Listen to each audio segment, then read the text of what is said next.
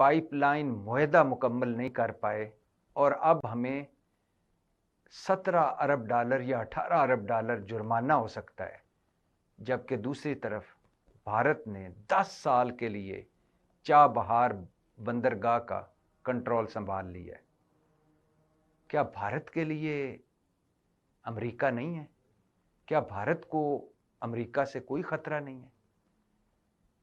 क्या हम ही रह गए हैं ऐसा मुल्क जो हर एक से डर के बैठे हुए हैं? सो चाबहार पोर्ट की सिग्निफिकेंट बहुत ज्यादा है इंडिया और ईरान के लिए। जैसे मैंने पहले बताया, अफगानिस्तान सेंट्रल एशिया जाना चाहते हैं। इंडिया के शिपिंग मिनिस्टर जो है Syed Sonowal in the middle of the elections गए हैं वहां पर।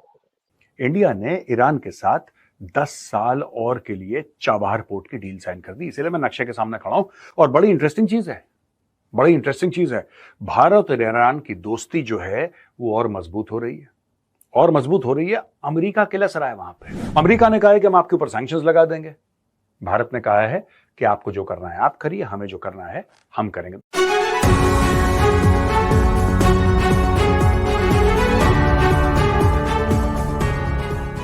ये हमारे मुल्क का हाल है। और दूसरी तरफ भारत देखे जो चांद पर पहुंचकर सूरज की तरफ निकल गया और जिसकी मईशत दुनिया की 5वीं बड़ी मईशत है।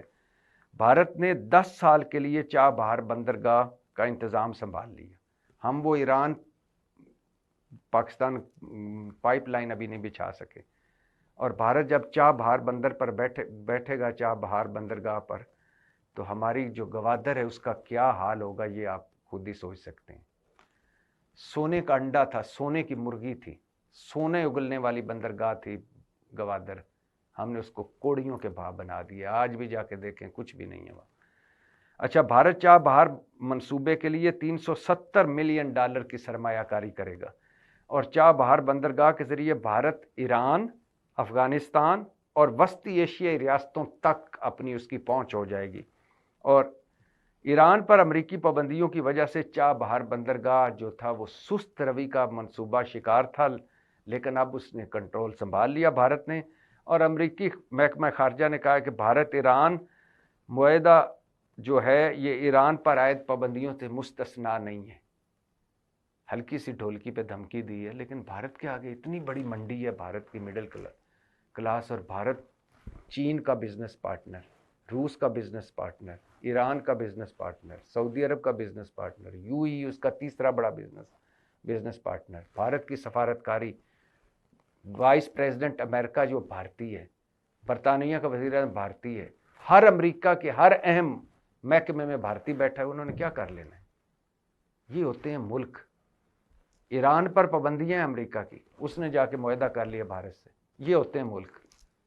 हम देखते ही रहते हैं, डरे हुए सहमे हुए बैठे हैं कि कहीं अमेरिका ना नाराज़ हो जाए, कहीं चीन ना नाराज़ हो जाए, कहीं सऊदी अरब ना नाराज़ हो जाए, कहीं यूरोप ना नाराज़ हो जाए।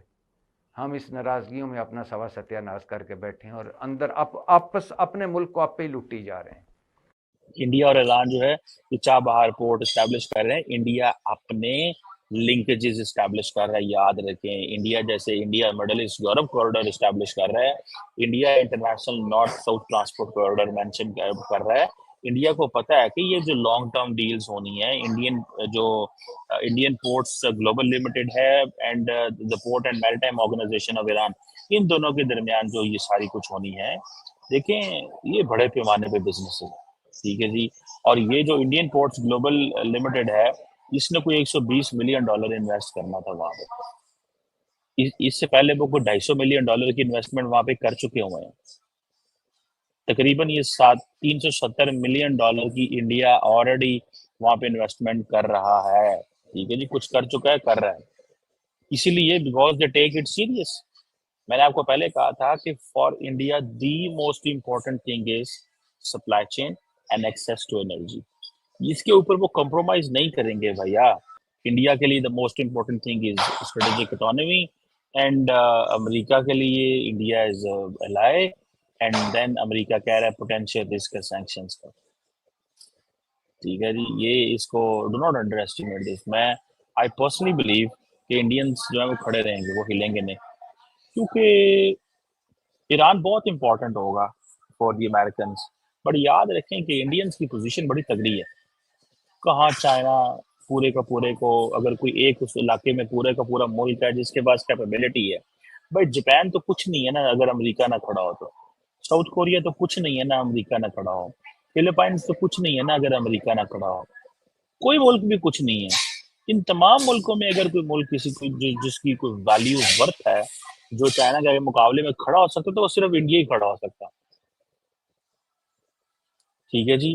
आ, ये जो चीजें हैं ये बड़ी इंपॉर्टेंट है इसके लिए। डॉक्टर जयशंकर ने अमेरिका को कहा है कि ये जो हम ईरान के साथ डील कर रहे हैं, do not take a narrow view of it, इसका एक नैरो व्यू ना लें। मतलब ये कि जो आप समझते हैं और जो आपका दिल करता है वो ना करें। अब इंडिया ने, आपको पता है, 10 साल का एक एग्रीमेंट जो है वो साइन कर लिया है, और वो उन्होंने साइन, बेसिकली उनको पता चल गया कि हमें जो है वो क्या मिलने वाला है इससे। ठीक है। सो और इंडिया के मिनिस्टर साहब जो हैं वो ट्रैवल किया उन्होंने Iran in the middle of the elections, और मेरा ख्याल है कि शायद वो चाहते थे कि अगर नरेंद्र मोदी के वजीर आजम बनने के बाद हम ये प्लान करते हैं तो देर आर चांसेस कि हमारे ऊपर एक प्रेशर बढ़ सकता है। So let's take it, let's do it in a time, जब हम उस वक्त इसको करें जब एक केयर टेकर टाइम चल रहा है, एक इलेक्शन टाइम चल रहा है। इंडिया में केयर टेकर टाइम तो नहीं चलता, लेकिन इलेक्शन टाइम चलता है।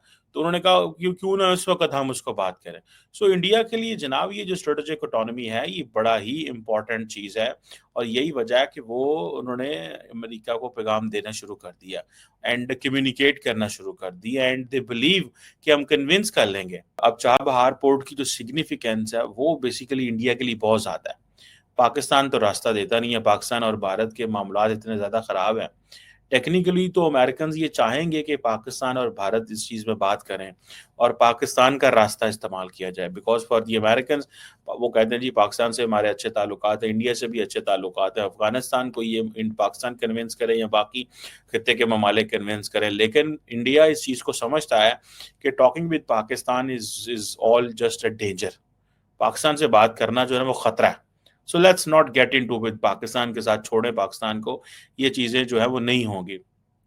अब देखना यह है कि इस सारी सिचुएशन के अंदर डॉक्टर जयशंकर जो है वो किस हद तक कन्विंस करने की पोजीशन में है। क्या वो ये समझेंगे कि सिर्फ बातचीत से गुजारा होगा, या अब देखें ना, एक तरफ इंडिया जो है, अमेरिकन जो है वो कह रहे हैं कि दुनिया की हर चीज़ को ऑल्टरनेटिव हम इंडिया को बना देंगे और चाइना की पोजीशन ख़राब हो जाएगी। ये आप सिर्फ आप उसमें आ जाएं, आप फार्मास्यूटिकल में आ जाएं, आप मैन्युफैक्चरिंग में आ जाएं, आप एप्पल में जा जाएं, किसी चीज़ में भी जो है वो आ जाएं। मुझे लगता है कि इंडियंस ने कन्विंस कर लेना, उन्होंने नहीं अब बात मानी अमेरिकन की। उसकी वजह यह है कि इंडिया के इंटरेस्ट बहुत बड़े हो गए यार। इंडिया के इंटरेस्ट वो नहीं है जो पहले हुआ करते थे।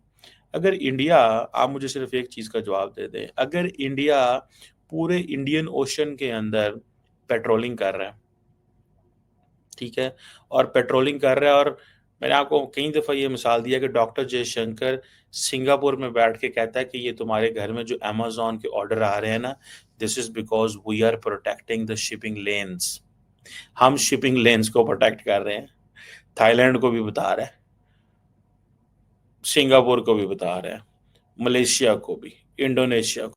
जब भारत ने पाकिस्तान से यह बोला कि हमें अपनी जमीन इस्तेमाल करने दीजिए, पाकिस्तान ने मना कर दिया। पाकिस्तान का यह नहीं था कि इससे पाकिस्तान को फायदा होगा, पाकिस्तान को यह था कि इससे भारत का नुकसान जरूर होगा। हमारा एक बार फायदा हो ना हो, भारत का नुकसान होना चाहिए। टिपिकल एक पाकिस्तानी एटीट्यूड है ना, एक पाकिस्तानी एटीट्यूड है।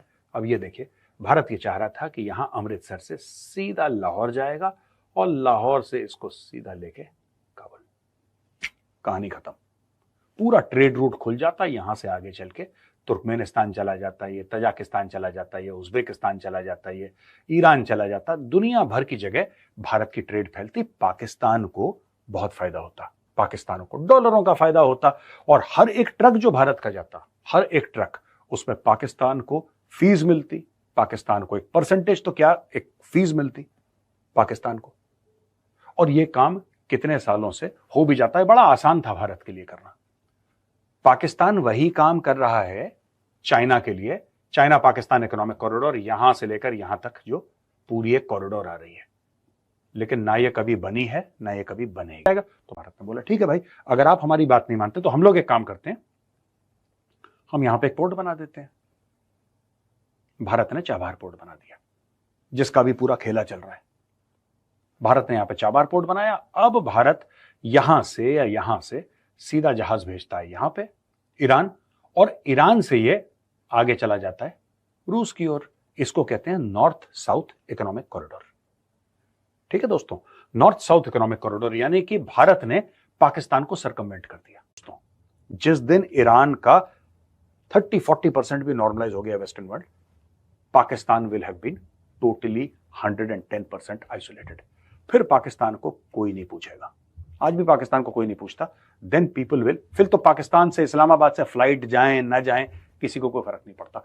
और यही हम लोग चाहते हैं, यहां से सरकमवेंट करके सीधा ईरान, यहां से अफगानिस्तान, यहां से पूरा सेंट्रल एशिया। इंडिया का वैसे ही देखिए इतना लंबा बॉर्डर है यहां से पूरा चाइना के साथ। So for that we don't need Pakistan. We have direct access to China. We have direct access to Iran. Through Iran we have direct access to Central Asia. We have access through Turkey to the rest of Europe.